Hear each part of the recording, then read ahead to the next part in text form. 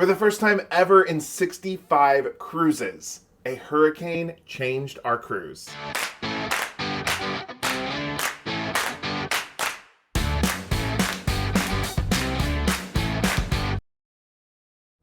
Hey everyone, what is up? My name is Jordan. And I'm Jared. And this is JJ Cruise. Thank you so much for joining us on the channel today. We are coming to you from the Celebrity Summit, where we have been watching Hurricane Lee for the last week. Oh, it has been a ride because, let's be honest, we have known about this hurricane before we even stepped foot on the ship. And we've already been on the ship for a week now.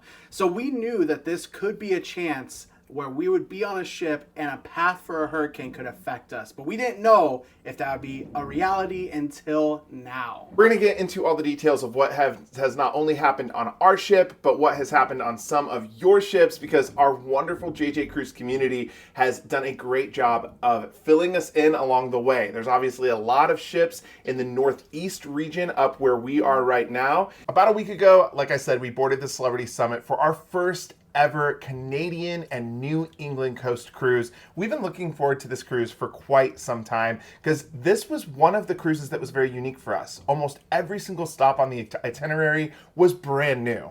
This is our first ever fall foliage cruise, and that whole fall foliage cruise review is coming at a later date, so please make sure you're subscribed so you can see that cruise review. Like Jared had said, when we stepped foot on this cruise, we already knew about Hurricane Lee. We knew that it was headed north and that there was a chance that there could be a direct impact with our ship. There's so many questions that comes up from this, and many questions that you sent us on Instagram and Facebook. Things like, what would happen if the hurricane found its way in your path? Or what happens if it hits directly at the ports that you are going to? Of course, there are so many questions to be asked. And for most storms and cruise ships in the Caribbean, it's easy to get around. As long as the hurricane or the tropical storm isn't hitting at the same time that you are leaving from ports, captain will navigate you around a storm or, somewhat in a different direction of the storm. Maybe at the worst case, change your itinerary to a Western Caribbean or an Eastern Caribbean cruise as opposed to what you were supposed to do.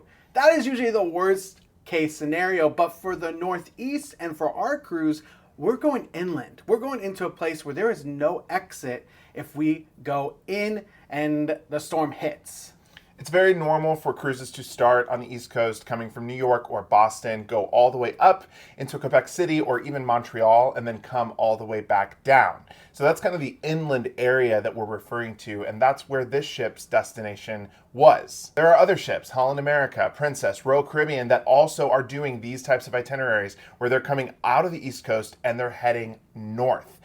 There was another ship, and we have some JJ crew on that ship, the Caribbean Princess, that actually had headed north, and they were coming back down on a long fall foliage cruise, and unfortunately, they had to skip almost every single one of the ports in the Canadian Maritime Territory. Yes, they had to skip everything from Halifax to Bar Harbor, and they were going straight to Safe Harbor, down in a little more safer area, I believe in Boston for that one. And this was actually the first time we heard this word, safe harbor. So for all of you watching at home, safe harbor means when a ship pulls into an area that it's going to be able to safely dock and stay for a while. So that Caribbean Princess ship, from what we understand, was going to safe harbor there for 3 nights instead of doing their regular scheduled port stops. It was either 3 nights or 3 days, but no matter what, it was a safe harbor to get past the storm in a safe place.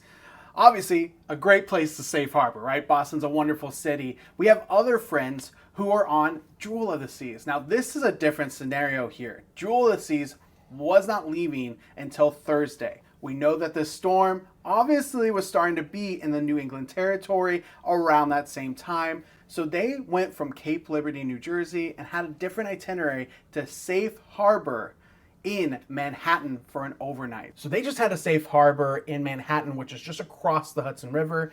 So they went from Cape Liberty to Manhattan, stayed there overnight, and didn't sail until the storm was past later that night and Friday.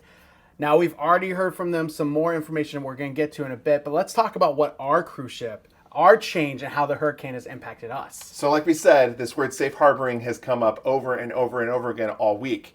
We left last week out of Boston. We went up to Bar Harbor. We went to Halifax, Sydney. And at this point, we were wondering, okay, where are we going to go from here? Are we going to head back down to Boston, or are we going to go up to Quebec City? We actually continued north, and then the captain eventually made an announcement that we would be safe harboring in Quebec City for 2 nights. So we are actually up here for 3 days. We were only supposed to be up here for 1 night, and on the way back down, stop in Prince Edward Island, then Portland, Maine, and back to Boston. We know we are no longer going to Prince Edward Island. That has been removed from our itinerary. We're a little bit bummed because that's a destination we've definitely never been to. However, we are getting really nice weather up here in Quebec City. This is day 2 of 3 days up here, and this has been an awesome city to have some extra time in and explore. And it was a great choice because currently there is no bad weather even being projected for us, which is wild with how big of a system, a storm system, this is. Now, at the time of recording, this Hurricane Lee, has downgraded to a post-tropical system, cyclone, storm, whatever you may have it, meaning that it has downgraded to where it's not a hurricane anymore. However, it still can have really big impacts on these port cities. As we know, port cities don't always have hurricanes or tropical depressions or storms come their way, especially in the north. And so when we are seeing this up here, it's a little different than some of the Caribbean islands or even Florida that is a little bit more accustomed to these storms. That is what's happening with our cruise. We got really lucky. We are in Quebec City, a beautiful city, and we got an extra overnight stay. But our friends over at Jewel of the Seas, well, they're a mixed bag of luck. Obviously, it's great that they're still on track to go to Greenland because this is a bucket list cruise for everyone on that cruise, as it was for us. We have our Greenland cruise review on our channel, and it's one of our top cruises to do. However, they are witnessing the impacts of cruising through a storm in the middle of the ocean. Currently, they have over 40-mile-per-hour winds, as well as up to 20-foot swells. That means the waves are high and furious. They talked about how it is totally a cabin type of day where you just stay in your stateroom if you can. If you absolutely have to get out, you have to make sure that you are safe, grounded, and that you are being careful because it just one rogue wave can really knock you over to the wall or on your feet, off your feet, onto your butt.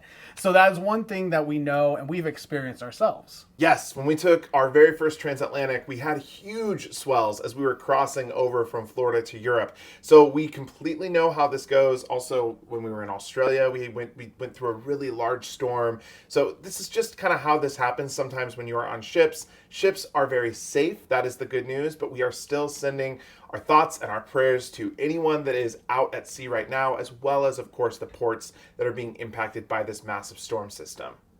And so we ask you, have you ever been impacted by a hurricane on a cruise ship? Once again, although you might be at home thinking, oh my gosh, this must happen all the time. This is our 65th cruise and the first time it's ever happened to us. And we've cruised plenty of times during hurricane season. So please do not be afraid at home, but let us know. Have you had a storm impact your cruise? Have you felt the motion of the ocean? Let us know in the comments below. And while you're at it, don't forget to hit that subscribe button as well as that thumbs up. We appreciate it. Thank you so much for watching. Stay tuned for the review of this cruise because we've had a wonderful fall foliage cruise and we can't wait to share all of this experience with you. Thank you so much for watching, and until next time, see ya!